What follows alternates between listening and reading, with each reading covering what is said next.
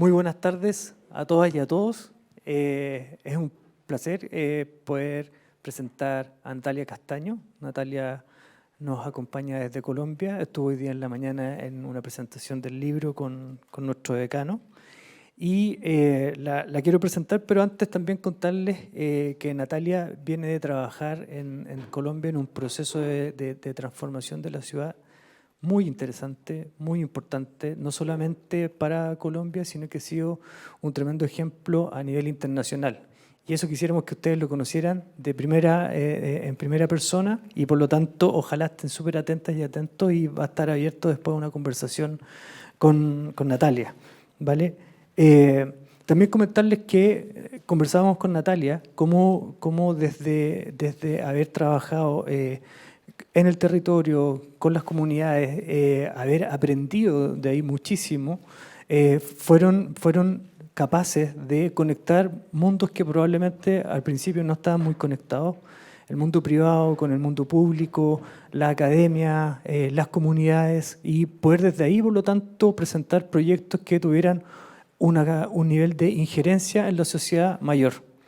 Después de eso, ella ha tenido la experiencia de poder formar un centro de investigación y de desarrollo de proyectos desde la universidad, pero muy al revés de lo que hacemos nosotros acá, que empezamos desde el pregrado, o sea, desde una carrera de arquitectura, hasta llegar después a tener un centro de investigación. Ellos partieron sin una carrera y partieron siendo un centro de investigación que presta servicios a la comunidad, que presta servicio a empresas, que presta servicio al ámbito público. Y desde ahí fueron capaces, por lo tanto, de armar una carrera que tiene que ver con el diseño urbano, desde la cual ya saben lo que tienen que hacer y cómo tienen que presentar a esas, ¿cómo se llama?, a esas personas que están estudiando hoy día en una carrera en pregrado. Hicieron el trabajo real. Nosotros acá lo que estamos tratando de hacer en la Escuela de Arquitectura de la Universidad de Andrés Bello es junto a ustedes hacer esa indagación, junto a ustedes hacer esa investigación de saber qué es lo que hoy es importante para nuestra sociedad y de qué manera ustedes, cada una y cada uno de ustedes, van a poder aportar desde la arquitectura a la sociedad con su trabajo. Entonces yo creo que en ese sentido también es un tremendo ejemplo que nos va a visorar otro espacio más donde nosotros y nosotras como arquitectos y arquitectas vamos a poder operar más adelante. Ahora voy a ir a la formalidad. Natalia es arquitecta y es magíster en paisaje, medio ambiente y ciudad de la Universidad Nacional de La Plata. Estudió arquitectura en Colombia, en la Universidad Nacional de Colombia. En el 2010 ingresó a EAFIT para ser parte del equipo del Centro Urban. Estuvo vinculado al Plan Director Bio 2030 para el Valle de Aburrá durante el 2011 y ha ocupado los cargos de coordinadora de la maestría en procesos urbanos y ambientales de EAFIT entre 2012 y 2016 y coordinadora de proyectos desde el 2017. Natalia ha enfocado su trabajo en la búsqueda por la equidad urbana, la integralidad y la transdisciplinariedad, tomando el diseño urbano y del paisaje como una herramienta para la mediación entre instituciones y comunidades, un poco lo que les contaba antes. La incorporación de los procesos ambientales también, los procesos locales, tan fundamentales en lo que estamos trabajando para el proyecto urbano, y la importancia del arte como transformador social. Entonces yo quiero que le demos un aplauso y la recibamos cordialmente. Muchísimas gracias, Natalia, por acompañarnos. Muchísimas gracias a todos quienes hacen posible que esto esté funcionando hoy día. Gracias, Natalia. Así es, gracias de verdad. Para mí es de verdad muy emotivo estar acá, poder participar y poder quizás intercambiar experiencias. Gracias pues a la universidad por el esfuerzo, por organizar estos espacios, porque ustedes también estén acá y podamos generar un espacio que nos permita conocer ustedes qué están haciendo y qué estamos haciendo desde Medellín. Como les decía Juan, me gradué de arquitectura en Medellín en 2004, en un momento en el cual en muchas generaciones anteriores de arquitectos se habían ido del país, estaban en otras búsquedas, porque tampoco es que hubiera tanta fuerza sobre los temas de la ciudad, pero afortunadamente y a partir de un cambio también que se estaba dando digamos como en la manera de hacer ciudad, pues encontré un espacio que fue la empresa de desarrollo urbano, que fue es una empresa pública, pero que en ese momento empezó a liderar todos los proyectos urbanos estratégicos de la ciudad. liderados por Alejandro Echeverry, quien desde ya hace un tiempo venía pensándose el tema de hacer el urbanismo, pero desde un enfoque social. Y allí encontré desde muy rápidamente desde que me gradué, la oportunidad justamente de ingresar a un espacio en el cual pude canalizar como todo el aprendizaje de la arquitectura, pero asociado a la ciudad y asociado a los impactos de la ciudad. Y fue tan impactante, pues digamos, todo ese proceso, porque había mucha voluntad política, había mucha coordinación también dentro del foco y las apuestas que se querían de la ciudad, una ciudad que venía, digamos, estigmatizada, pero también con muchos problemas asociados a la violencia, al miedo, y encontrar allí uno cómo poder poner todo lo que sabe y lo que estudió durante la carrera de arquitectura al servicio de la ciudad. Entonces, digamos, ese es como mi punto de partida. Ya desde la universidad me habían interesado los temas del centro histórico, de los temas del espacio público. Por otro lado, había hecho algunos ejercicios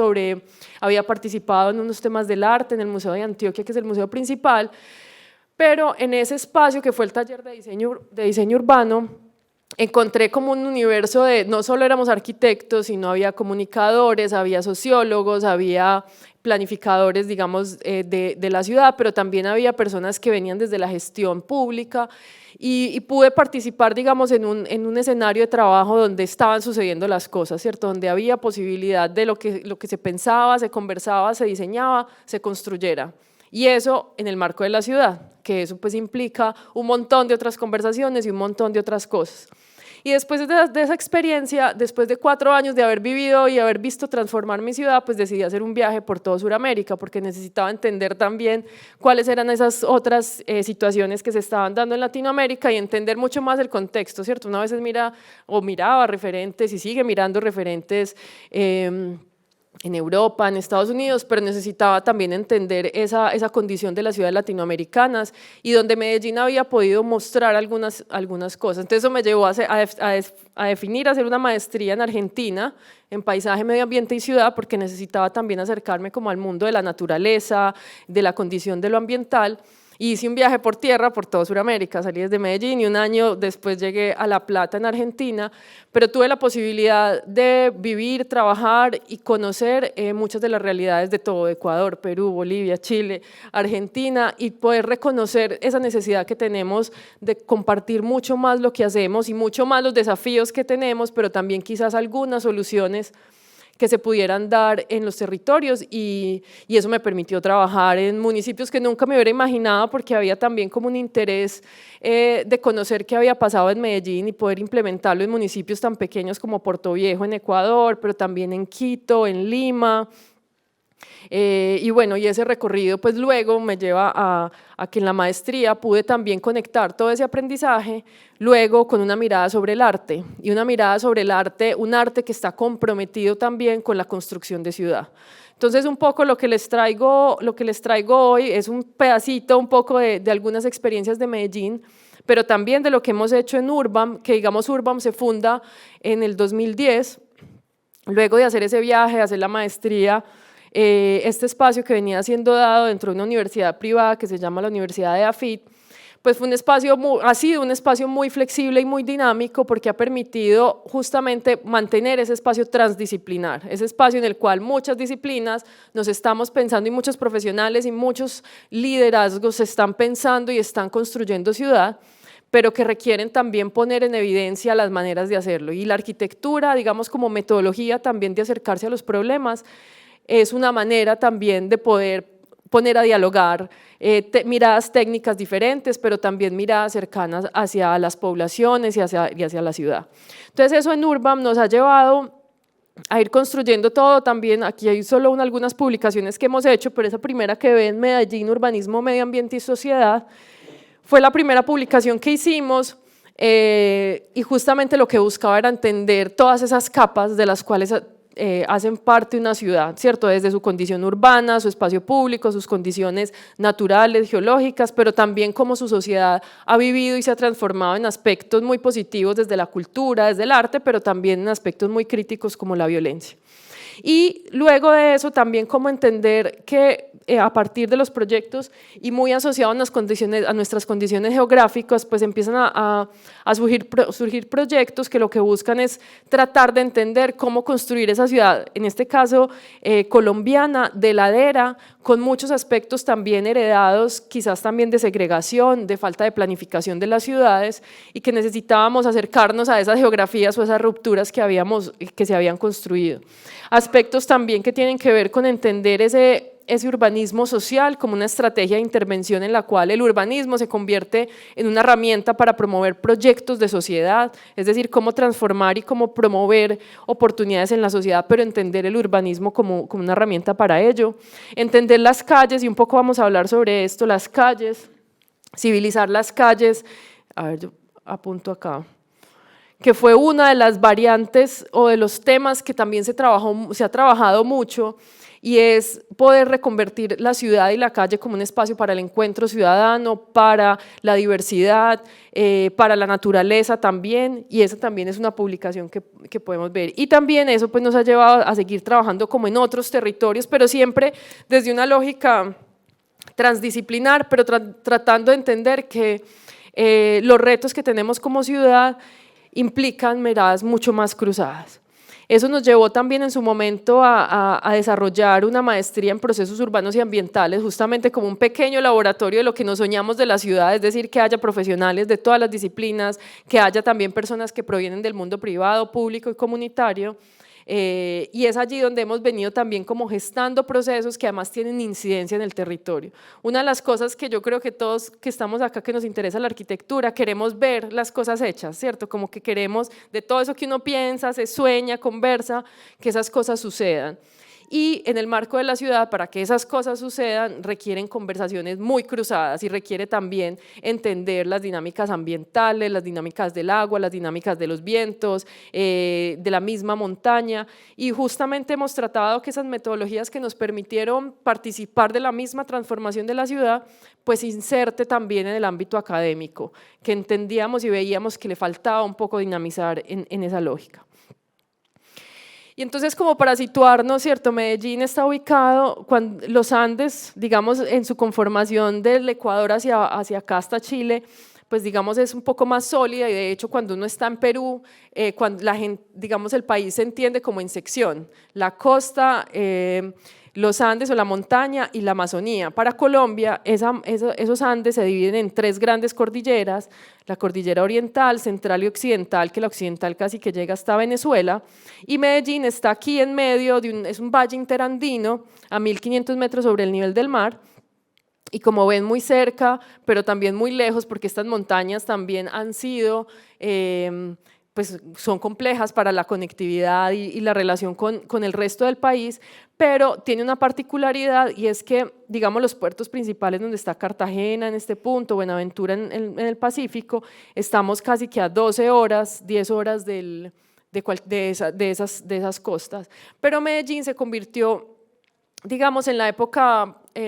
digamos colonial, en un lugar donde cercano a ello había muchas minas de oro, y fue una ciudad que se fue formando, fue a partir de ser un lugar de intercambio, es decir, no estaba cerca de los puertos, que lo más normal es que si hubieran las principales ciudades en Sudamérica se ubicaran sobre los puertos, sino que fue y además pues también Bogotá estaba muy cerca también a unas zonas, y además climáticamente más suaves que lo que es la costa Caribe o la costa Pacífica, que son climas muy tropicales. Allí se convirtieron, y de hecho pues Medellín está allí, pero digamos en el siglo pasado se hicieron, para entenderlo como un lugar de intercambio, se hicieron algunas intervenciones como trenes, que en esa época comunicar ese centro tan montañoso al resto del país fueron unas grandes obras de infraestructura, pero que hicieron de Medellín esa segunda ciudad de Colombia, más o menos con 3 millones y medio de habitantes en toda el área metropolitana, diferente a Bogotá, que está más o menos en 8 o 9 millones de habitantes, como las dos principales ciudades del país. Que si bien es un mapa un poco desactualizado, pero no necesariamente desactualizado en la realidad, es que somos todavía uno de los países más inequitativos del mundo, ¿cierto? Y Medellín una de ellas, y pues lo vemos en Sudamérica. Pero también una ciudad y un territorio con alta biodiversidad. Y esto que ven acá, pues los verdes más oscuros, lo que ven ahí son los hotspots de biodiversidad en el mundo, Entonces, claro, cuando uno empieza a pensarse qué es diseñar, qué es transformar un espacio, una ciudad en un entorno con esas características, por un lado, pues las que son algunas conocidas en relación a un aspecto asociado a la violencia, al narcotráfico, pero también todos unos valores asociados a la alta biodiversidad que tenemos. Y en unas condiciones en las cuales el crecimiento o la fundación de las ciudades pues se dio bajo las leyes de Indias, unas ciudades que estaban quizás más pensadas para esas olas planas, y esa imagen que ustedes ven ahí a la izquierda es una obra que un poco dramáticamente nos muestra esa condición de montañas que tenemos, pero también una lógica de ciudad muy pensada para lo plano, ¿cierto? Que es como esa contradicción. Pero finalmente las ciudades, y traigo acá una simplemente, donde muestran que si bien, sí, ese fue el origen de las ciudades, esa cuadrícula, esas condiciones que venían desde las leyes de Indias, pues luego como un mantel empezaban a adaptarse a esa ciudad. Pero claramente eso nos empezó a generar una ruptura con unas ciudades de montaña. Casi que el 76% de la población en Colombia vive en ciudades montañosas, o sea, en la montaña misma. Ustedes están un poco más en los valles, en las partes más planas, pero al haber sido también una ocupación que estaba muy asociada a la explotación, por ejemplo, del oro, de minerales, pues hacía que estas ciudades insertas en la mitad de la montaña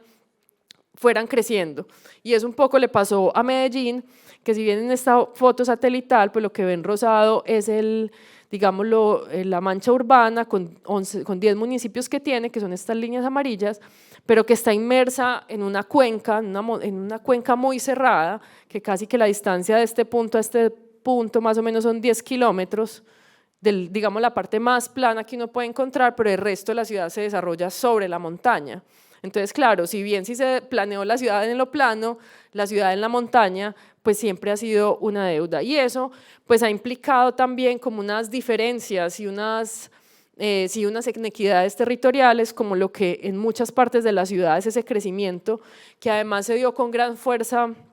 hacia 1950, cuando hubo mucha migración del campo a la ciudad, principalmente por oportunidades, pero también por la violencia que se desató por esos años en el campo, y eso empezó a generar una ciudad, digamos, en dos sentidos: una ciudad planificada, que lo que ustedes quizás ven acá, cercana al río, a las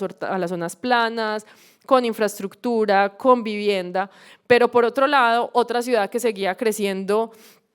de manera autogestionada, autoconstruida. Y pues digamos eso también ha generado como unas diferencias en la ciudad, ¿cierto? Lo que ven acá son esas montañas y esas laderas ocupadas por gran cantidad de personas que encontraron en este valle una oportunidad de seguir viviendo, porque había unas condiciones muy críticas en el campo. Y que además, pues obviamente al ser autoconstruidas, pues no tenían todas las condiciones de espacio público, las condiciones de equipamientos, de vivienda adecuada, es decir, una ciudad que estaba muy bien por un lado, pero también muy mal por el otro, y que eso, sumado a las épocas más críticas de la violencia, pues cada vez acentuaba más las diferencias, acentuaba más la distancia que había entre esas dos ciudades que se desarrollaban en esas partes más planas o más cercanas, digamos, a los servicios, con esta ciudad de la montaña.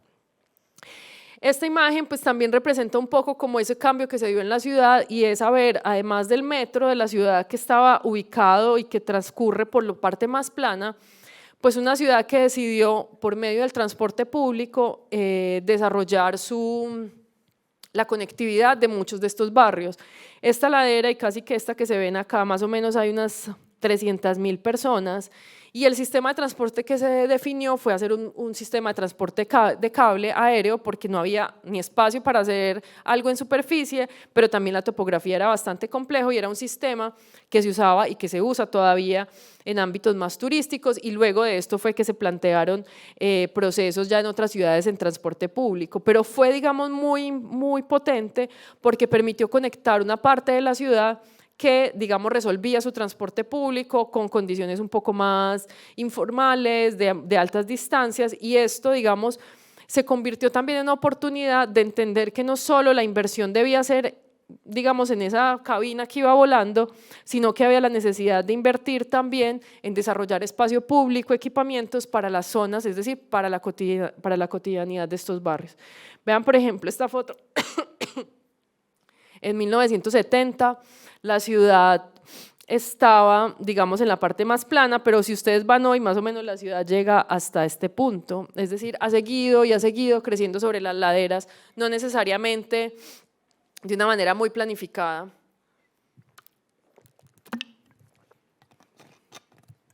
Y eso pues también ha distanciado las posibilidades de poder tener acceso a servicios, de tener acceso a otras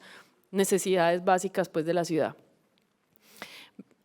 Entonces, digamos, este es un valle, el norte está aquí a la izquierda, lo movimos así porque como es tan alargado, pero la ciudad de Medellín está acá y hay varios municipios que son 10. Lo que ven en negro es el sistema de transporte que se ha ido como generando diferentes modalidades, metrocables, tranvías, BRTs, para ampliar como la cobertura, pero si hacemos como una radiografía, lo que se encuentra en todo eso son ríos, quebradas que bajan de las montañas. Ríos y quebradas que por mucho tiempo también fueron y han sido límites de bandas, de pandillas, barreras invisibles, pero también justamente lo que hacen es una riqueza siempre de agua y de zonas verdes que en muchos casos están ocupadas, pero que nos habla, digamos, de un condicionante también del territorio. Es decir, además de que hay unas laderas en este sentido, también tenemos una cantidad de cuencas que bajan de la montaña y lo que ustedes ven que es toda esta mancha urbana, pues se ubica sobre ese sistema. ¿Y por qué partimos de ahí? Porque era una necesidad también de entender cómo transformar esa ciudad que está casi que a 10 minutos de donde uno esté puede encontrar una quebrada que en muchos casos está verde, en muchos casos está cerrada por privados, en muchos casos está ocupada o invadida por asentamientos informales. Pero una condición que, claro, como también un poco heredada por mucho tiempo, la idea siempre de darle la espalda a las quebradas, de salirnos un poco del agua contaminada y no verla, no leerla, pues ha hecho también que olvidáramos parte de esa ciudad. Y esta simplemente como para mostrarles que tiene que ver un poco con la violencia y la ruptura que como sociedad vivimos, que yo creo que ustedes también de alguna otra y de una manera muy diferente también lo están viviendo, ¿cierto? Cómo se fragmenta no solo la ciudad, sino que socialmente también empiezan a haber fragmentaciones que luego son difíciles y que son difíciles de abordar. Esta es una imagen también muy potente, esto es una obra, pues ya saben, me imagino, de Fernando Botero, un artista de Medellín, que pues digamos tiene esta estética muy desde de lo voluminoso, pero en el momento más crítico de la ciudad, y esto tiene que ver con esta curva que ven acá, que es sobre la violencia y las muertes y los homicidios en la ciudad. Esta bomba fue dinamitada en un momento donde murieron muchas personas y en parte lo que hizo el artista en ese momento fue, no vamos a quitar esa obra de ahí, la vamos a dejar, pero voy a poner otra nueva, ¿cierto? Siempre tratando de entender que la historia que hemos vivido ha sido crítica, ha dejado muchas muertes, pero que también tenemos la posibilidad como reescribirla y volver a construir otras narrativas, y por eso el arte empieza también a darnos como lecciones de cómo seguir, de cómo también el diseño y el espacio debería plantearse. Si vemos las condiciones socioeconómicas, el norte de la ciudad es una zona donde, digamos, diferente al sur, que tiene mejores condiciones socioeconómicas en términos de acceso a vivienda, espacio público, a equipamientos, a empleo, pues una zona norte que no lo es, ¿cierto? Yo creo que es contrario acá en Santiago y es, claro, o sea, una ciudad que está totalmente dividida, que está dividida en las condiciones, que lo mismo que alguien piensa de Medellín en este punto, es una ciudad diferente en este otro punto. Y por tanto, pues un poco la búsqueda en este ejercicio, en el urbanismo social, fue tratar de trabajar sobre estos colores más oscuros, es decir, poder llevar la mayor inversión, las mejores condiciones de diseño del espacio público para poder subir y elevar las condiciones críticas que se estaban viviendo. Obviamente esto todavía está en proceso, no es que eso ya se haya resuelto, pero sí hubo una decisión muy clara y muy focalizada a tratar de invertir todos los mayores esfuerzos, y es ahí en el marco de parte de esos ejercicios y proyectos en los cuales tuve la posibilidad de empezar a trabajar desde que me gradué de la universidad. Y en ese sentido, pues el espacio público jugó un rol muy clave. Este es el sistema de transporte público, esta es la zona nororiental donde viven aproximadamente 250.000 personas, todo desde un proceso de ocupación en los 50, 60, 70, autoconstruido, poca presencia del Estado, más que toda la planificación era por las personas del barrio, se organizaban, tomaban las decisiones del barrio, pero también por mucho tiempo muy marginada el proceso. Eso llevó a definir lo que hemos llamado como los proyectos urbanos integrales, ahí quedó cortado, los proyectos urbanos integrales como una estrategia que permitió entender esas particularidades de un territorio desde sus historias propias, que en ese caso, como les decía, historias que partían desde esas identidades de familias que venían del campo, de determinadas zonas del país, que habían construido su barrio, que habían diseñado prácticamente el barrio, habían decidido dónde estaba la cancha, habían decidido dónde poner un espacio para una posible escuela. Es decir, cuando hablamos de esa otra ciudad, que muchas veces es como la contraparte de la ciudad formal, es decir, la que es planificada por profesionales, pues aquí también había un nivel de planificación que también era necesario entender y pensar.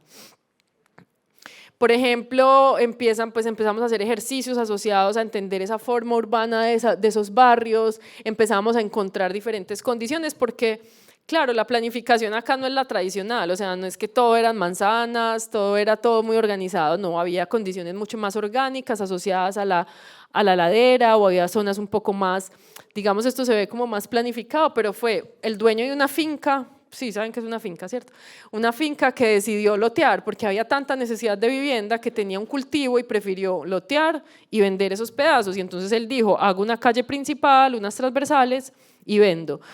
Contrario a otros procesos que se dieron de manera más orgánica, más asociados a invasiones. Es decir, alguien llegaba, loteaba el del lado, traía a la familia que venía del campo. Pero también en medio de todo esto, pues cuando el Estado no está, y más en Colombia, la ilegalidad también se toma como esas funciones de urbanizar el terreno, ¿cierto? Entonces empiezan a urbanizar y a generar lotes para las personas que siempre van a tener o que tenían esa necesidad. Entonces, ¿eso qué genera? Que, digamos, no había, digamos, esa autoconstrucción no tenía unas condiciones… ya voy, que me voy a quedar sin voz. Ya.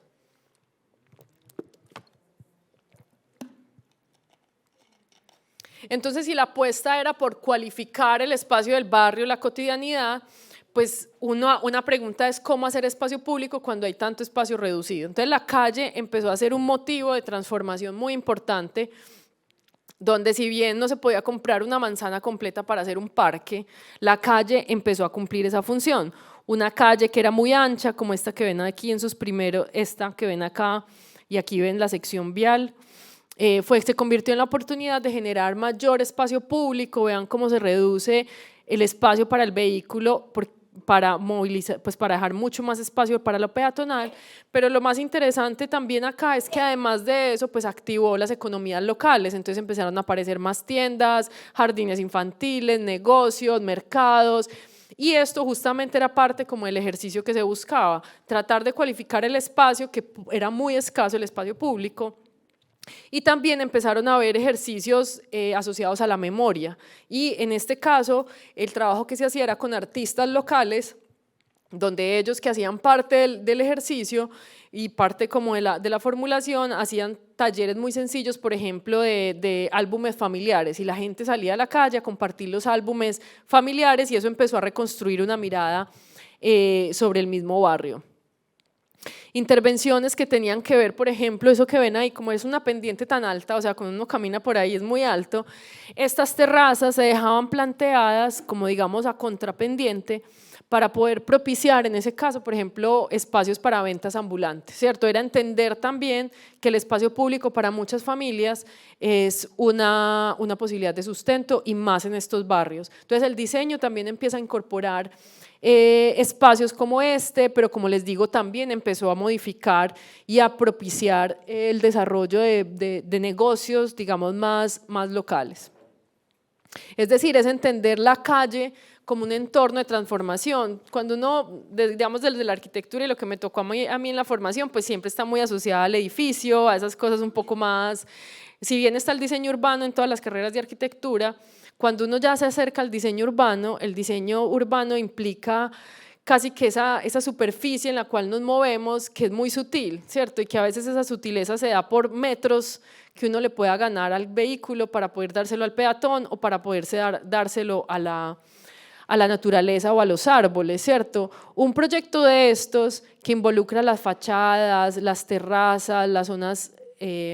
para caminar, pues es un ejercicio casi que también de poder propiciar equidad en un espacio en el cual hay que equilibrar las condiciones de cuánto espacio tiene un vehículo, pero también cuánto espacio quiero dejar para la estancia. Por eso la estancia no era solo para caminar, sino también para estar, y cómo eso luego también propicia otro tipo de desarrollos locales. Y en el marco, por ejemplo, de todo ese sistema urbano, pues había una apuesta por fortalecer la cotidianidad. Si bien yo les había dicho que es un sistema de transporte público que está conectado al metro, es decir, es un sistema masivo de transporte, pues era muy importante que toda esa inversión quedara en el barrio y se pudiera conectar. En este caso, pues también la estrategia de los puentes, ¿se acuerdan que yo les conté que hay muchas quebradas que bajan de la montaña? Pues son estas, son estas que bajan de la montaña y que por mucho tiempo han sido o fueron límites territoriales entre bandas. Este proyecto lo que buscó fue conectar de manera transversal lugares donde había ya, digamos, equipamientos públicos como canchas, como centros de salud, como espacios de encuentro, con otras zonas un poco más residenciales, y en esta lógica ese espacio público se extiende para poder propiciar más continuidades urbanas, que justamente esas discontinuidades pues propician cada vez más espacios autocontenidos que son además muy usados justamente por las pandillas por tratar de generar control territorial. Cuando el espacio público se convierte en una posibilidad de abrir, de conectar, pues permite también que comunidades que han estado desconectadas pues vuelvan a encontrarse. Eso no quiere decir que ya las pandillas se hayan ido o que eso no siga, ¿cierto? Pero sigue en otros lugares, ¿cierto? Cada vez más el llegar con este urbanismo social ha permitido seguir conquistando espacios de encuentro, espacios para estar, que un poco tiene que ver con esta imagen, que además de eso luego se complementa con todo un proyecto de vivienda social en los bordes de las quebradas, que es lo que ven acá, ¿cierto? La estación de Metrocable está al fondo, pero estas continuidades son las que permiten esa relación directa con el barrio. O este que tiene que ver con justamente conectar itinerarios barriales, espacios, allá al fondo ven la estación del Metrocable, intervenciones de calles que parecen muy sencillas, pero que finalmente lo que hacen es civilizar y reducir la velocidad de los vehículos, pueden entrar vehículos en este caso, pero que eso no sea la principal. De hecho, aquí a la izquierda, y eso se complementa con intervenciones, por ejemplo, este es un colegio, los colegios públicos, si bien existen y están dentro de los barrios, pues estuvieron por mucho tiempo también protegidos entre murallas y entre muros muy cerrados, ¿cierto? Para proteger a los niños, a los profesores, pero parte también de esa transformación y que tiene que ver no solo con un aspecto físico, tiene que ver con cómo hacer de los espacios mucho más transparentes, más cercanos, y por eso se transforma en este caso este colegio, que es el que ven acá a la izquierda, se transforma para hacer un espacio con rejas abiertas, aunque los niños siguen adentro y pues digamos están en su espacio escolar, pero ya no es ya se puede mirar a través de, ¿cierto? Ya hay también una transparencia y una manera de acercarse al barrio de otras maneras. Así son calles muy pequeñas, pero terminan conectando como esa cotidianidad, la estación, el colegio, la iglesia, el parque, y esto se conecta además también con lo que se construyó en su momento y que también hace parte de este proyecto de urbanismo social de la ciudad, que son los parques biblioteca, equipamientos que tienen que ver con intervenciones, aquí atrás se ve, son como centros culturales, pero son centros culturales que están dentro de los barrios, justamente como para poder enriquecer esos espacios de oportunidad, para, por ejemplo, tener espacios para estudiar, para encontrarse, para estudiar computación, para hacer procesos de emprendimiento. Es decir, que todo se iba como encadenando, ¿cierto? Es el transporte público encadenado al espacio más cotidiano, encadenado a los equipamientos educativos, pero además complementados con otros equipamientos colectivos que propician más oportunidades asociadas a la educación y al empleo. Y a su vez como espacios para el juego y espacios abiertos, ¿cierto? Pequeños parques que en esa lógica del encadenamiento lo que van permitiendo es que el barrio empiece a cambiar de piel, empiece a tener otras posibilidades para los niños, para pasar el día, pero también en una lógica de haberlo hecho en algunos de esos fragmentos de ese encadenamiento, haberlos hecho en muy corto tiempo. Y eso tiene que ver también con los tiempos políticos, de tratar también de ir mostrando resultados, a pesar de que todavía no se tenía todo el proyecto urbano y todos los recursos listos, pero sí una necesidad de ir transformando, así sea por pequeño, espacios que vayan dignificando las condiciones. Intervenciones que, como les digo, los parques biblioteca, esta biblioteca está ahora en reconstrucción, pero que se ubicaron en diferentes lugares de la ciudad, al interior de los barrios, ¿cierto? No era como, no, vengan a la biblioteca que está en el centro, no, era al contrario, llevar equipamientos asociados al emprendimiento, a los capitales semilla, a los barrios directamente. Y eso también, digamos, tuvo una reflexión desde lo conceptual en relación a que fueran, digamos, esas banderas un poco como de lo que se buscaba en ese momento, pero también desde una lógica de hacerlo como espacios abiertos y espacios para el encuentro. Todo eso, y como yo les decía al principio, pues fueron procesos que se hicieron, no solo eran arquitectos que diseñaban una parte de estos proyectos, porque algunos otros fueron concursos públicos, sino también con trabajadores sociales, comunicadores, tratando como de establecer una relación mucho más cercana entre los técnicos municipales con las comunidades. En este caso, pues se empezaron también a plantear, por ejemplo, talleres de imaginarios, que lo que buscaban era tratar de incidir un poco más en cómo se imaginaban esos lugares, cómo los podían resignificar, qué recuerdos tienen de esos lugares. Muchos de ellos eran espacios residuales, otros de ellos quizás eran lugares basureros o lotes que no tenían ningún sentido, otros sí quizás tenían algún sentido. Por ejemplo, en esas quebradas que bajan de la montaña, había un espacio, que no sé si aquí tengo imágenes de eso, un espacio que para los jóvenes se convirtió en un lugar muy especial porque era como un acuario. Y ellos en ese acuario ponían peces que tenían el nombre de los amigos que habían fallecido, digamos, como en los enfrentamientos. Entonces, para ellos eso era un lugar ritual casi sagrado de ir a sentarse al lado de ese acuario y poder estar cerca de los que recordaban. Entonces entender eso no se encuentra mirando un mapa, mirando Google Maps, eso se encuentra es conversando y encontrando una confianza muy profunda para poder que un proyecto que se planteara, en ese caso asociado al agua, pues incorporara como esa mirada sensible y esa relación que tenían los jóvenes con ese lugar. Y parte de eso también lo que ha generado es procesos de liderazgo, ¿cierto? Y en ese caso, si bien nosotros como técnicos nos enriquecemos, digamos, con esas metodologías, en parte también los liderazgos locales pues se fortalecen porque empiezan a construir también espacios de formación, es decir que el proyecto, que si bien es un proyecto de diseño urbano, se convierte también en un pretexto para formar y poder generar nuevas capacidades en esos líderes locales que en ese caso eran jóvenes o niños o personas que venían desde diferentes ámbitos. Como les decía, parte de todo eso que se logró también en muy poco tiempo tuvo que ver con que hubo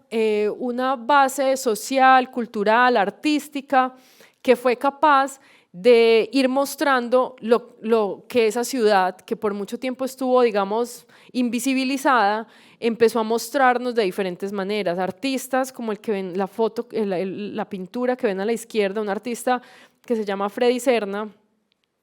empezó a dibujar esa ciudad que no salía en las noticias, esa ciudad que más era estigmatizada, pero que además empezaba a dar cuenta, por ejemplo, esta se llama La Cancha, pero como pueden ustedes darse cuenta, es como ese espacio del valor, ¿cierto? El espacio de encuentro, las calles que bajan a las canchas, esos espacios iluminados en medio de la ciudad, de esa ciudad que se forma, y por tanto las artes plásticas, la poesía, pero también el teatro se convirtieron en parte fundamental de lo que luego, digamos, el urbanismo social o la estrategia ya de espacio público desarrolló. ¿Por qué? Porque ya había una apuesta por vitalizar los espacios, en este caso, por ejemplo, desde el teatro, pero un teatro que es comunitario, un teatro que es cercano a las personas, un teatro que además hace que los mismos actores sean los habitantes del barrio, ¿cierto? Como una condición de poder contar las historias, pero por otro lado, los recorridos o la forma de hacer fiesta, situaciones que son críticas, como les decía, las barreras invisibles o esos recorridos que lo que buscaban desde la fiesta, la música, las comparsas, no era solo divertirse y no era solo por el teatro, era porque podían ir a lugares que si no estuvieran inmersos en esa fiesta, no pudieran ir, ¿cierto? Un poco como que terminaron siendo los artistas, muchos de los que rompían esas barreras, pero con el arte. Y luego, cuando llega, digamos, ya una voluntad política y cuando llega también un equipo técnico desde el desarrollo del espacio para el desarrollo del espacio público, pues esa combinación se vuelve muy potente, porque ya había organizaciones locales que ya sabían dónde estaban los problemas, por dónde abordarlos, pero obviamente llega también la capacidad de todo un equipo para diseñar y poder materializar esas condiciones. Y eso se ha dado también de manera muy fuerte desde el rap, desde el hip hop, desde las danzas, porque de alguna manera era una ciudad que estaba como clamando ser escuchada, una ciudad que clamaba ser vista, que no fuera siempre mediada y estigmatizada. Y en parte el arte nos dio y nos viró un poco como esa imagen, para poder empezar no solo a trabajar desde la distancia, sino trabajar con ellos en diferentes. Hoy muchos de ellos hacen parte de procesos de liderazgo local, son los que cuentan la historia del barrio y hacen parte también procesos de fortalecer talentos locales, de poder dar fuerza a lo que son, ¿cierto? No solo esperando a que lleguen desde afuera a plantearles las soluciones, sino que las soluciones también parten de este entendimiento que es además propio, o sea, no es fingido, ¿cierto? Es el propio territorio el que los ha formado, pero donde una conversación con técnicos o con personas que vienen desde otras disciplinas, pues se vuelve muy enriquecedor, ¿cierto? En parte creo que si bien uno la arquitectura o digamos lo puede solucionar muy bien, pero esa base y esa conversación inicial son los que permiten que el diseño al final sea otra cosa, ¿cierto? Esté muy arraigada en la cultura, esté muy arraigada en las necesidades, pero además incorpore también otras reflexiones sobre el territorio. No sé cuánto tiempo tenemos. Si quieren podemos pasar a conversar porque hay muchos temas. Sí, podemos entrar a conversar, ¿sí? O preguntas, porque sí, o sea, tenía otras diapositivas, pero tampoco quisiera como… Si quieres hacer un cierre, si quieres avanzar en algo para que no sientas… Bueno, no. Sí, es que de hecho tenía la presentación que hicimos esta mañana, pues también tenía como algunas otras imágenes. Por ejemplo, hay un ejercicio muy interesante que también después lo pueden mirar, que se llaman las UVAs, como UVA, pero estas se llaman las unidades de vida articulada, que fue un proyecto que se hizo alrededor de los tanques de agua que estaban inmersos en las montañas, es decir, imagínense un tanque de agua en la parte alta de la montaña, pero que estaba encerrado entre muros. Ese proyecto se convirtió y ha sido parte como de la transformación también de la ciudad, de hacer de la infraestructura, en ese caso del agua, espacios para el encuentro. Y hoy, de hecho en esta presentación no tengo las imágenes,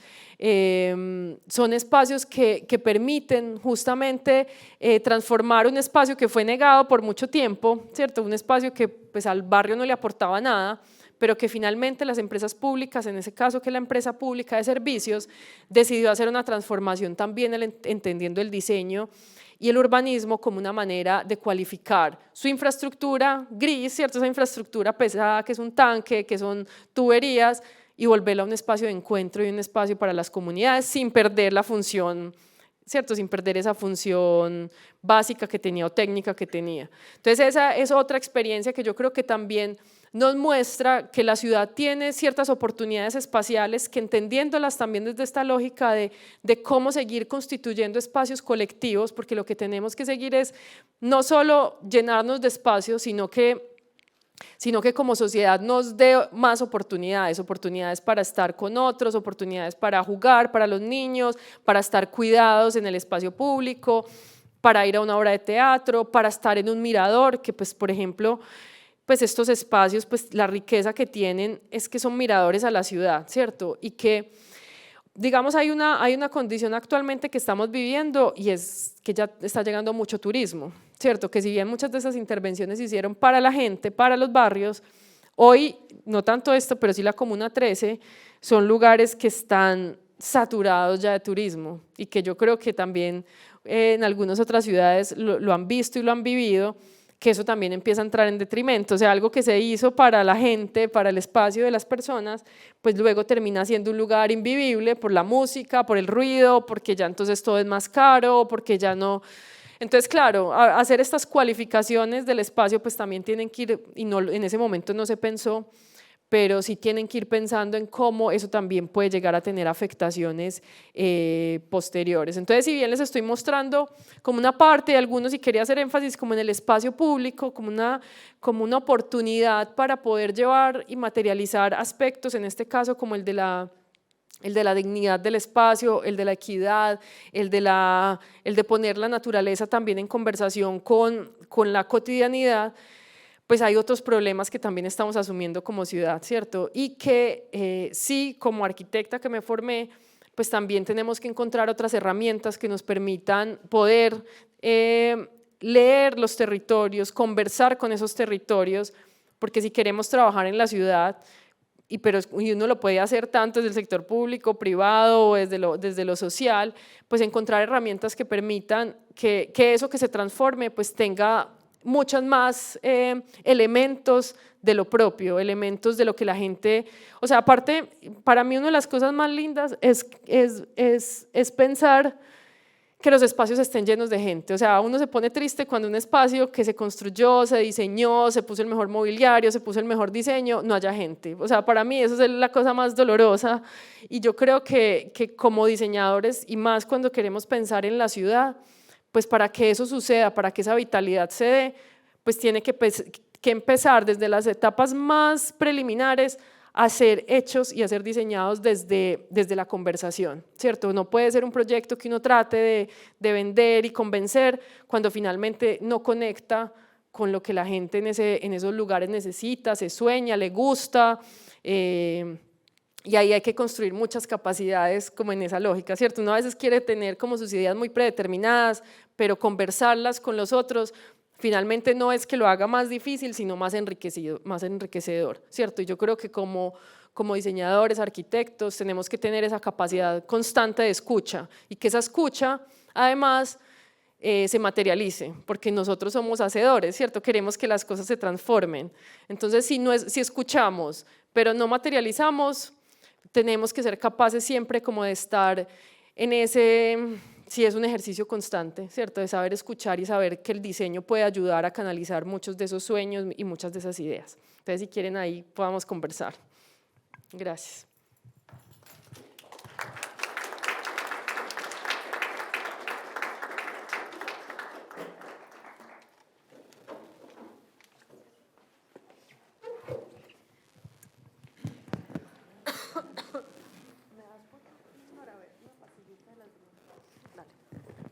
Bueno, muchas gracias.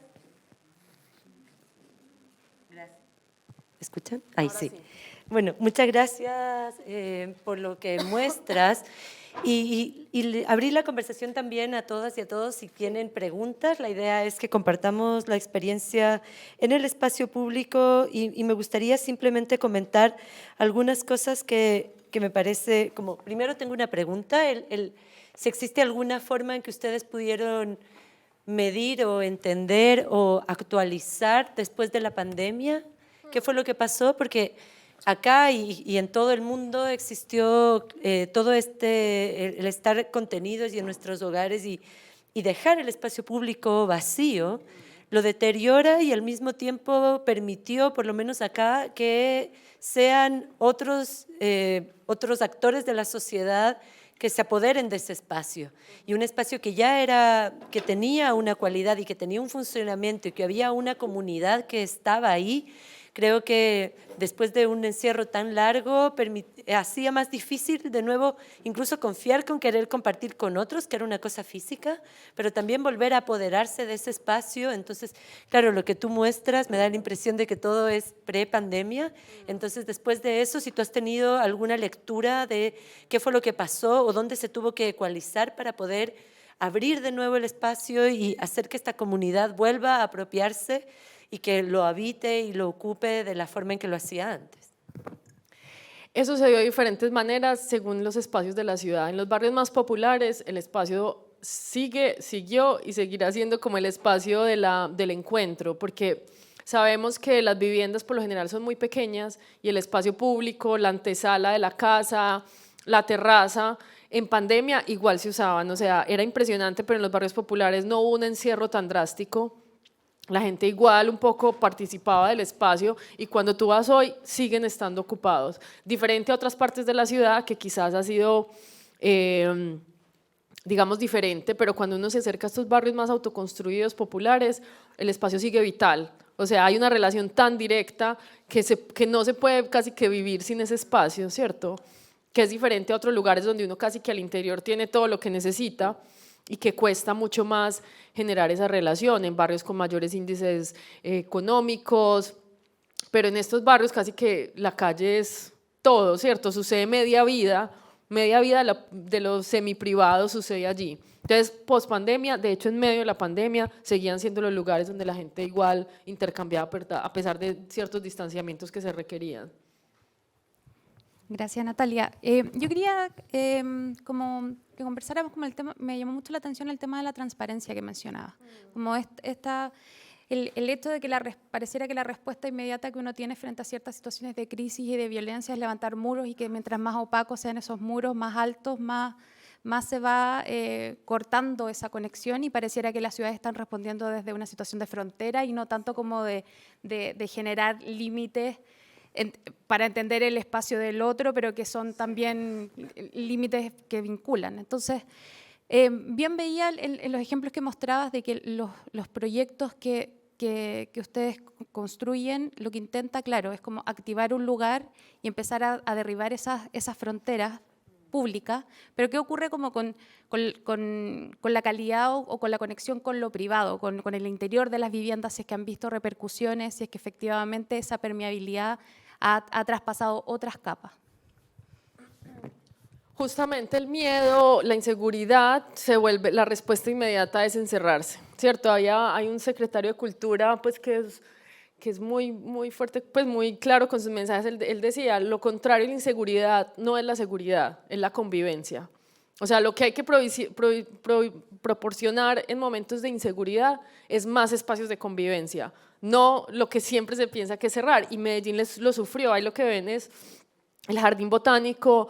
Ha sido un lugar, el Jardín Botánico es este que ven acá, pues un parque que ha sido, pues digamos, de la historia de la ciudad, que justamente se encerró en su momento, se encerró entre muros, que son los que ven acá, pero parte de la apuesta fue, hay que abrirlo, ¿cierto? Y hay que abrirlo tumbando esos muros oscuros, cerrados, que además hacían de esa calle un lugar súper inseguro, hacer un cerramiento mucho más hacia adentro, es decir, transformar el borde como en un espacio mucho más amplio. Pero finalmente no es solo y claro, y se transformó el borde y se hicieron un montón de cosas físicas, pero finalmente lo que se propició allí fue generar actividades en el día, en la noche, toda una agenda de actividades que está constantemente activa, ¿cierto? Es decir, es un espacio que también se intenciona para que se habite. Eso tampoco sucede de manera tan espontánea, hay que ayudar a que la ciudad vitalice y active esos espacios con cosas que estén sucediendo, pero también con cosas nuevas como esta que es la Fiesta del Libro y la Cultura,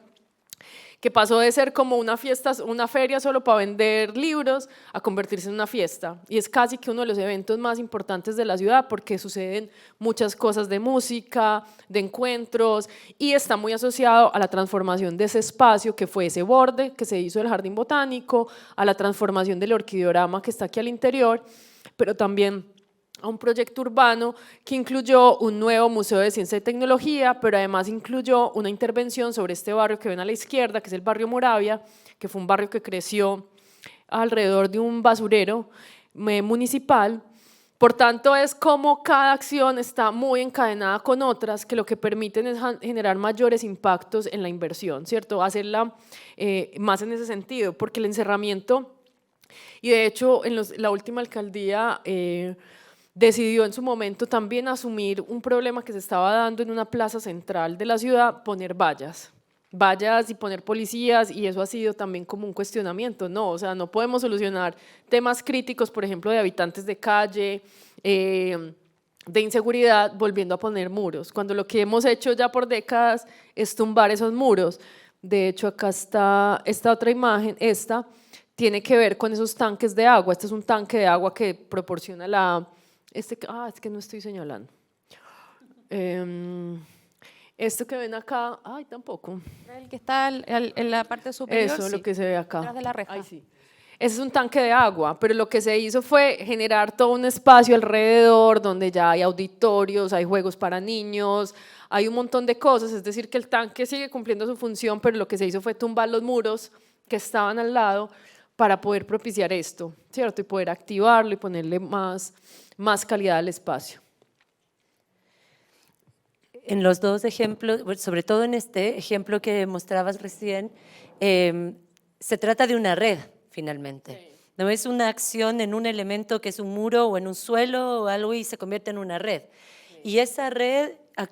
articula y permite como gatillar varios temas que tú tocaste, como la pertenencia y al mismo tiempo la memoria y propicia el arte. Entonces es como una red que revitaliza y como cuando uno le echa abono a la tierra y algo empieza a pasar ahí.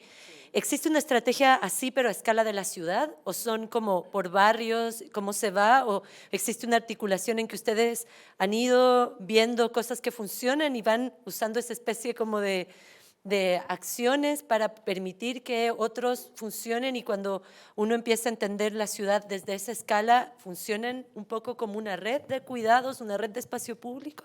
Pues se ha buscado en ese sentido, como en diferentes alcaldías y en diferentes procesos, o sea, cualificar las redes de equipamientos colectivos como espacios para el cuidado y focalizados también en edades. Por ejemplo, se hicieron jardines públicos infantiles, que digamos ha sido un renglón un poco como olvidado en términos de la educación, porque por lo general desde los 5 años para arriba es que hay acceso a los colegios, pero se diseñaron los jardines públicos infantiles que lo que permiten es que se puedan quedar los niños de 0 a 5 años en un programa que no es solo desde la infraestructura, sino todo un programa digamos, de esa primera infancia, y esa red pues está muy asociada a ese cuidado, ¿cierto? A tener muy cerca jardines que quizás para unos sectores económicos puede ser más fácil llevar a los niños a un jardín infantil, pero aquí era necesario desde lo público. Entonces sí hay como digamos, unos criterios que lo que han buscado es ir cualificando como ciertas condiciones de lo público y lo colectivo de diferentes maneras. Y cuando hablas ahorita es que aquí esta fue la que hicimos esta mañana. Este es el sector que les mencioné de Moravia, que se construyó al lado del Jardín Botánico, pero también al lado del basurero municipal. Aquí, digamos, lo interesante es que esta iniciativa, que si bien fue desde la comunidad organizada, desde el gobierno local, desde donaciones privadas, un proyecto muy interesante justamente de desarrollo cultural, pues lo que ha propiciado también alrededor son intervenciones pequeñas, como estas, que son autogestionadas, con comunidades, con universidades, con ONGs, y lo que hacen es cualificar, por ejemplo, unas escalinatas que son a una escala muy pequeñita, pero que finalmente en la cotidianidad tienen un impacto durísimo, ¿cierto? Todas las noches pasar por ahí, el miedo, la oscuridad, la suciedad. Pues este grupo de líderes, que en este caso, por ejemplo, son Cielo, Jason, personas que crecieron y vivieron en el barrio, hoy son, digamos, los líderes que empiezan a identificar ese tipo de espacios e iniciativas y buscan los recursos y empiezan a ser parte también de una red que les amplía un poco también las posibilidades. Es decir, que es tanto esto que tiene que ver con infraestructuras un poco más de ciudad, pero también cómo las iniciativas locales logran también transformar espacios y poder seguir fortaleciéndolos. Hoy ellos hacen parte de diferentes redes culturales, Cielo hace parte de una fundación que se llama Oasis Urbano, que están, por ejemplo, gestionando recursos para hacer su propio centro cultural a una escala más pequeña. Pero entonces es eso, yo creo que ha habido como un ámbito donde muchos de estos liderazgos están encontrando también otras voces y otras posibilidades de conversar, otras redes para seguir desarrollando proyectos, y tiene que ver con, por ejemplo, las universidades. Nosotros participamos mucho con ellos. Ellos dos fueron becados en la maestría que damos en la universidad. Por tanto, nuestra maestría es como un pequeño laboratorio donde así tenemos funcionarios públicos, personas del sector privado, pero también están los líderes comunitarios participando casi que como un pequeño laboratorio de ciudad, de lo que nos soñamos en la ciudad, lo hacemos en la misma universidad para que se puedan seguir, y tratamos de que las intervenciones que hagamos con los estudiantes pues transformen algo, ¿cierto? Y puedan… Entonces sí, yo creo que eso es como una actitud también, ¿cierto? De pensar que se puede aportar a la ciudad desde diferentes orillas, ¿cierto? Desde donde uno esté, para poder cualificarla. Yo voy a hacer una última pregunta, y ahí le vamos el espacio al resto. Que tiene que ver un poco como develar esta misma estructura o red que menciona Gabriela, como de distintos agentes y capas. Me gustaría si nos puedes comentar más el tema de la memoria, de cómo se genera y cómo se le da el espacio, porque pareciera de que hay algo que ocurre como en cada uno de los barrios, este ejemplo que mencionabas del estanque de agua con los pececitos y que colocaban nombre, claro, ahí hay una acción tan sutil, como tan difícil de conocer si es que no está esa proximidad, pero cómo la arquitectura y los distintos proyectos que han ido haciendo le dan espacio a esa memoria, y cómo se genera también ese vínculo y se establece al final un relato que va conectando cada una de estas narrativas que parecen tan disgregadas en un inicio. Sí, porque yo creo que eso es como un microurbanismo, ¿cierto? Que necesita proximidad, que necesita caminar, que necesita estar cercano, que necesita hacer conversaciones en esos lugares, que no son reuniones en una oficina, que son reuniones con la gente en el barrio, que significa quedarse hasta horarios fines de semana, otros horarios para entender cómo funciona. O sea, implica otro tipo de actitud, de nuevo, ¿cierto? Como una actitud que lo que busca es profundizar para poder desarrollar como soluciones más cercanas a lo que se busca, a lo que se necesita. Entonces yo creo que es, o sea, digamos, tiene que ver con esa, sí, y lo vuelvo a decir, con esa actitud de poder acercarse, de también que la memoria es viva. De hecho, todas estas redes, de hecho la red que lidera Jason, eso se llama Red de Cultura Viva Comunitaria, porque no tenemos solo que entender la memoria como algo que fue en el pasado, sino que es algo que está sucediendo diariamente,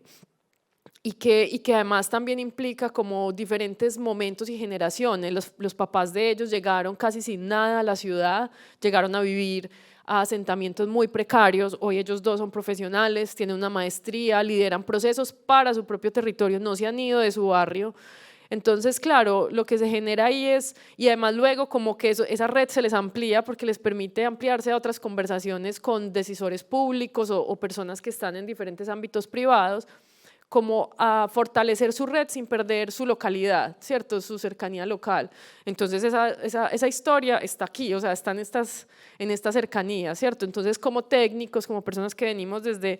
pues se vuelven casi como amigos cercanos, o sea, no vivimos en su barrio, no lo habitamos todos los días, pero lo habitamos a través de ellos, de sus ojos, de sus pies, de sus historias. Y yo creo que un poco también uno trata como de construir esa conversación, de ser muy, muy cercano, ¿cierto? Como esa humildad también de quien luego quiere aportar en la transformación de los espacios para que sea algo que sea muy cercano a lo que se está buscando. ¿Alguien tiene alguna pregunta, algún comentario, algo que quisiera compartir con Natalia? Sí.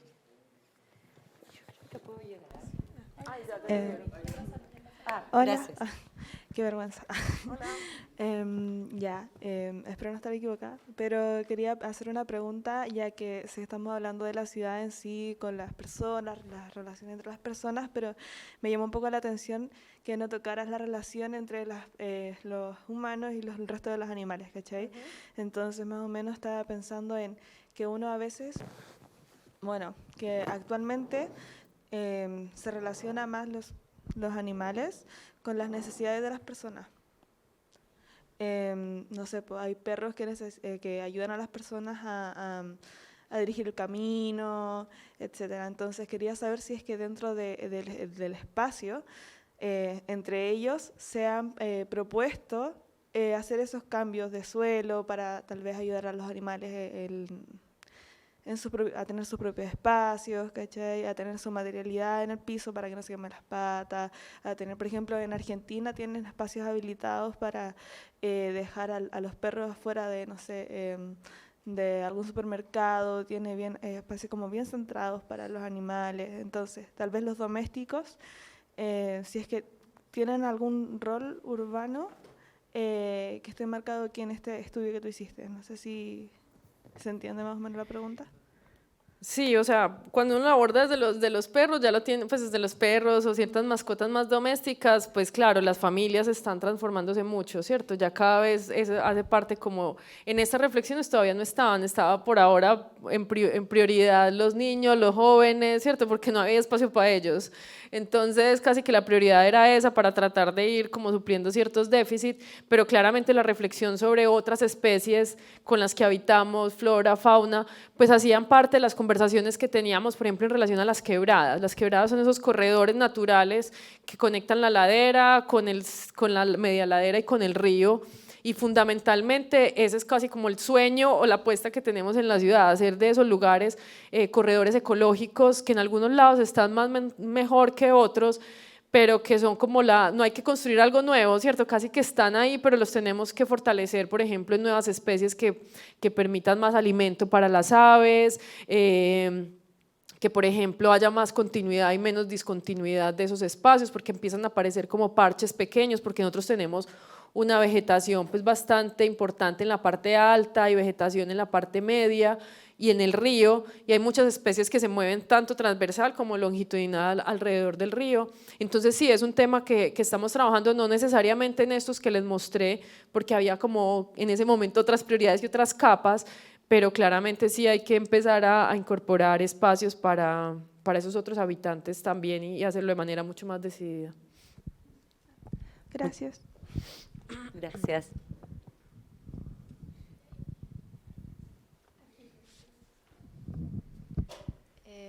Hola, mi consulta es, disculpe, mi consulta es que me llamó la atención cómo se puede encontrar un equilibrio perfecto en estos proyectos urbanos que buscan el buen vivir de estas comunidades, pero contrastándolo que pueden, al mejorar estos lugares, se vuelvan centros turísticos. Entonces, ¿cómo se puede equilibrar esto en el momento de pensar en eso? Y que no, o sea, y que siga teniendo la necesidad principal del proyecto, que es el bienestar de las personas que habitan todo el año ahí. Sí, yo diría que tendría que estar más enmarcada dentro del control, pues del control de los espacios, ¿cierto? Lo que ha ido pasando, del valor de las casas, de las viviendas, lo que ha ido pasando es eso. Lugares como la Comuna 13, que soy un lugar donde la gente va mucho a algo que se llama el grafitour, porque el grafitour se convirtió como en un tour donde los grafiteros del barrio empezaron a contar la historia. Y esa historia pues se hacía en fachadas y en muros del barrio, y a partir de eso, y además sumaba que en ese mismo lugar se hicieron unas escaleras eléctricas, no tengo foto de eso acá, las escaleras eléctricas. Entonces, claro, se volvió como una novedad ir a un barrio que además había sido muy afectado por la violencia en el año 2001, y hoy es uno de esos lugares que yo voy y me da un dolor en el corazón por eso, porque está de un descontrol. O sea, se ve que, claro, por promover la economía, por promover luego de la pandemia que sí, que sucedieran más cosas, pues no hay como una capacidad de mediar quiénes son locales. Por ejemplo, todas las operadores turísticos se apropiaron del grafitour, que era algo que los mismos raperos se habían inventado, que habían casi que patentado, y llegaron los operadores urbanos a decir, no, yo también presento el grafitour, pero sin la misma esencia que lo canta un rapero. Entonces, yo creo que ha faltado más control, ¿cierto? Como porque también en estos casos, cuando no hay control, pues empiezan y en el caso de Medellín, empiezan las economías ilegales a aprovecharse, ¿cierto? Aprovecharse y a cobrar extorsión a los que quieren, a los que no quieren que entre, que no entre. Entonces es bastante complejo, pero sí no tenemos respuesta ahora. O sea, yo te diría que debería haber mucho más control para poder cuidar a los que habitan y a los que están allí por mucho tiempo, pero ellos también terminan siendo, pues si les ofrecen mucha plata por su casa, pues prefieren quizás irse, y al que no, pues lo alquila y se va para otro lado, pero entonces claro, rompes el tejido social, ¿cierto? Entonces es bastante complejo, y yo creo que con el turismo en todas las partes del mundo ha sido, claro, como por esa lógica de que eso promueve la economía, que eso también está bien porque promueve la economía local, pero por otro lado, cómo no perder la localidad, ¿cierto? Ese es un dilema que tienen muchas ciudades en el mundo y que todavía no tenemos cómo resolverlo. Ahorita también hablabas me acordé justo, Juan me recordó que estamos en un ejercicio muy bonito también de hacer jardines funcionales, y jardines funcionales que lo que hacen es atraer mariposas, otras especies. Nosotros en la sede donde es Urbam teníamos un jardín, pues que era un jardín un poco más de prados cortados, y lo que hicimos fue, no, eso parece, ustedes conocen la palabra manigua, le decimos, no saben la manigua. La manigua es como una selva muy exuberante, ¿cierto? Era como esa descripción de una manigua que es como desordenada, no es el jardín así perfecto, cortado, el arbusto cortado a una altura, no, la manigua es como, pero porque lo que se busca ahí es traer especies, o sea, que haya flores, que haya hospederas para las mariposas, que haya otro tipo. Entonces esa lógica lo estamos haciendo dentro de la universidad. Nos estamos inventando estamos rompiendo pavimentos de los parqueaderos, abriendo y transformando parqueaderos en parques, y estamos haciendo justamente eso, poniendo jardines que atraigan más especies, que tengan más frutas, que atraigan otras aves. Entonces tiene que ver con eso, los jardines tienen mucho que aportar en ese sentido, y pueden ser pequeñitos, o sea, porque la transformación que hicimos en la casa fue pues una cosa muy pequeña, pero uno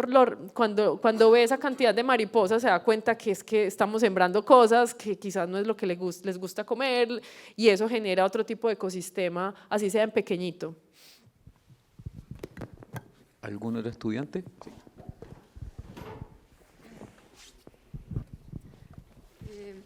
Yo también tenía una duda, o más que nada como, porque no sé si es que tienen la respuesta, pero es como un análisis. Es más que nada porque hablaste de zonas que están igual tomadas por bandos, y yo creo que es bastante complejo el tema de construir en una zona que podría pertenecer a una banda, y cómo logran que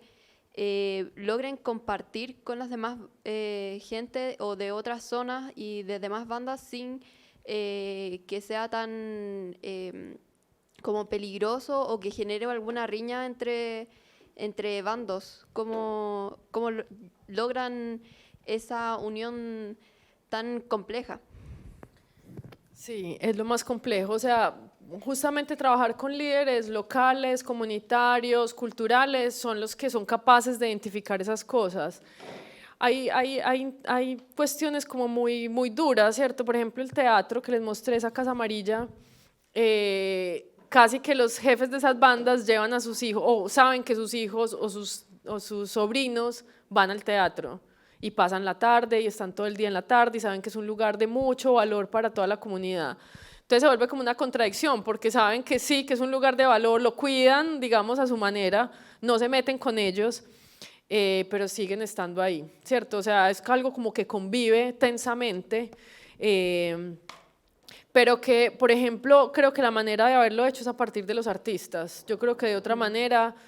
es muy complejo, porque uno como técnico no tiene, o sea, no puede por qué sentarse a conversar con alguien que está en la ilegalidad, pero los artistas desde otras maneras, desde la música, el teatro, inventarse una obra de teatro, un festival, un concierto en un lugar que quizás puede ser muy crítico, termina transformando como la dinámica. Claramente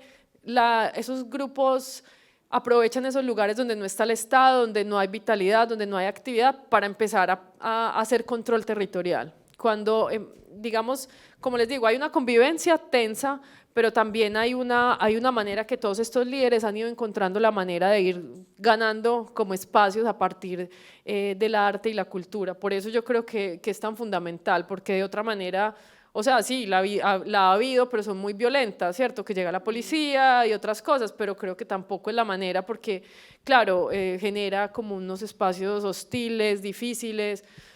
Entonces, por eso siento que el arte es el que ayuda un poco como a romper un poco como esas cosas tan críticas. Sumando a lo que dijiste, igual es complejo porque si uno integra a un artista que no sea de la zona, también generaría una riña en los problemas de bando, pero con la explicación que tú me estás dando, comprendo que es un respeto por las mismas personas que están ahí al Sí, ocupar es un artistas que viven ahí, que conviven, que tienen historia, se respetan mutuamente más allá de lo que podría ser una rivalidad. Sí, de acuerdo, es eso. Es a partir de ese respeto que pueden estos líderes comunitarios seguir haciendo cosas porque tienen un impacto muy positivo en el mismo barrio. Ya, muchas gracias. A ti.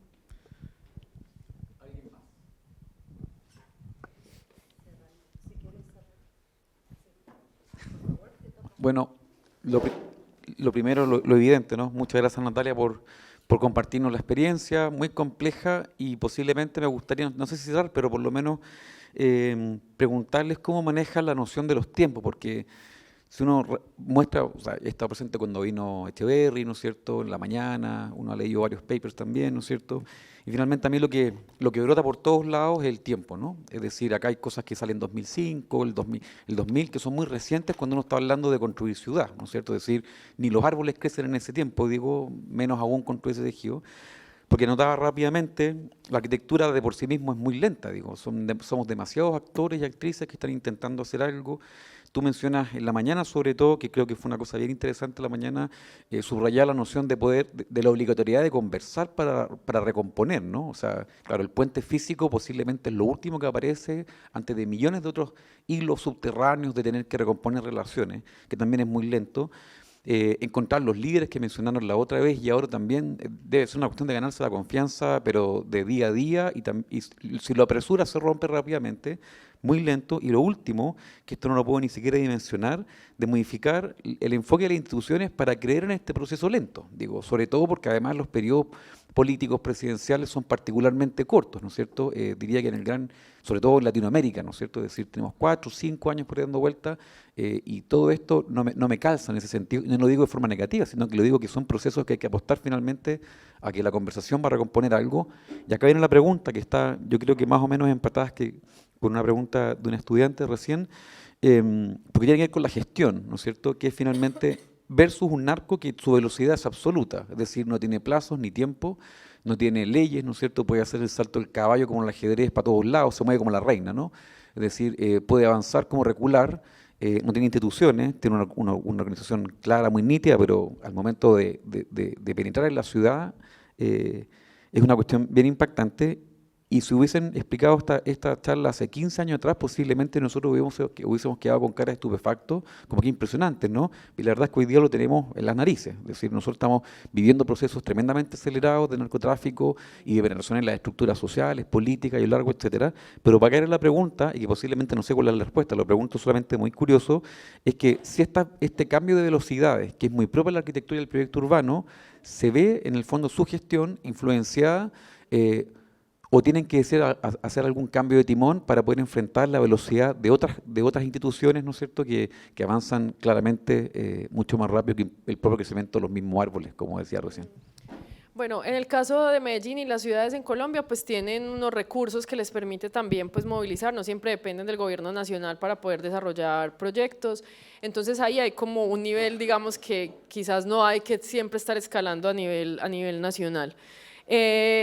Creo que en los últimos años cada gobierno, también con sus diferencias, ha venido posicionando como una bandera de espacios de este tipo, de espacios colectivos. Algunos, el primero más asociado a parques, bibliotecas, espacios de emprendimiento, espacio público, el jardín botánico. Otros, por ejemplo, el siguiente se enfocó mucho en la primera infancia, desarrolló toda una red de jardines infantiles, pero continuó con los parques bibliotecas. El siguiente se enfocó mucho más en los tanques de agua y en esos espacios. El siguiente se enfocó más en el río, bueno, de los dos, el que les dije de los uvas, también en el río, en la transformación del río, como en el malecón que ustedes tienen acá, digamos como los espacios alrededor del río. O sea que cada uno como que ha entendido que en esos periodos cortos igual tiene que construir, o sea, quiere construir algo, ¿cierto? Afortunadamente, pues creo que ha sido una acumulación de una red de proyectos que le han dado sentido, digamos, como a lo colectivo, pero que eso también puede en cualquier momento caerse, ¿cierto? Por esas mismas fragilidades de cada 4 años cambia un poco el enfoque, pero yo creo que sí ha habido como en esos 4 años tratar de transformar algo, de poner una bandera y tratar de llevarla a cabo, además de todos los procesos sociales o programas sociales que se hacen en paralelo, pero sí se ha entendido la arquitectura, el diseño del espacio público, el diseño urbano y el diseño también de parques y del paisaje como una manera de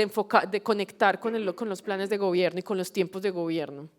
Que quizás hay cosas que pasan de gobiernos, pero hay otros que se tratan de hacer en esos 4 años. Hay otros que sí deberían, digamos que yo creo que lo que se ha mantenido quizás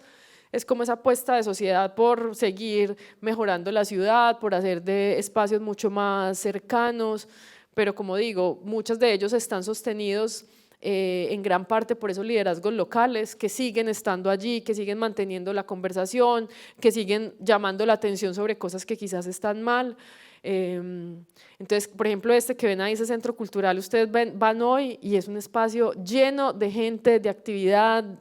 personas mayores haciendo aeróbicos, niños jugando, otros bailando danza, a la hora que uno vaya, porque además también tienen que conectar, y un poco eso también se ha criticado en los últimos gobiernos, que estos no pueden ser espacios que funcionen de 8 a 6, porque la gente llega a las 6 a los barrios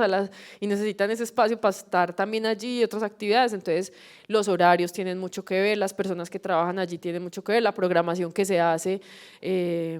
Entonces sí, yo creo que hay cosas que si bien han tenido como su temporalidad de gobierno, hay otras que han tenido esa posibilidad de mantenerse en el tiempo y de mantener una visión de ciudad.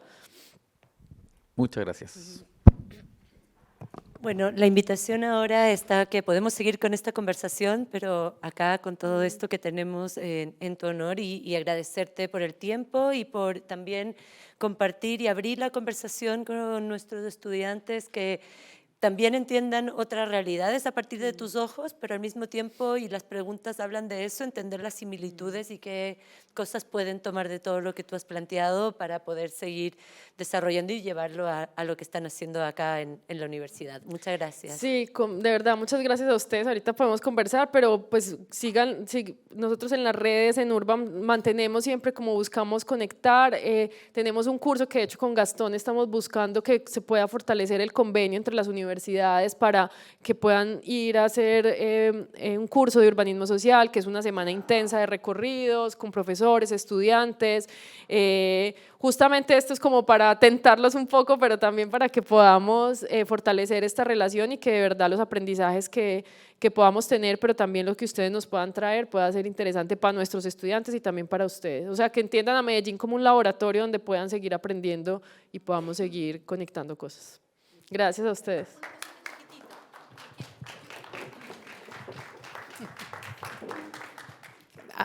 En mal momento porque ya está cerrado, pero solamente comentar que me parece muy atingente o muy importante. Aquí hay casi puros alumnos de arquitectura y este es un campus en que hay alumnos de otras carreras también, y los arquitectos históricamente hemos sido, uno se incluye, unas especies de omnicreadores, digamos, y tu charla es muy bonito eso, porque en realidad uno se da cuenta que el arquitecto solo no es nada, o sea, no logra resolver nada. Y esa conjunción con los artistas, con las comunidades, con sociólogos, con botánicos, con todo eso.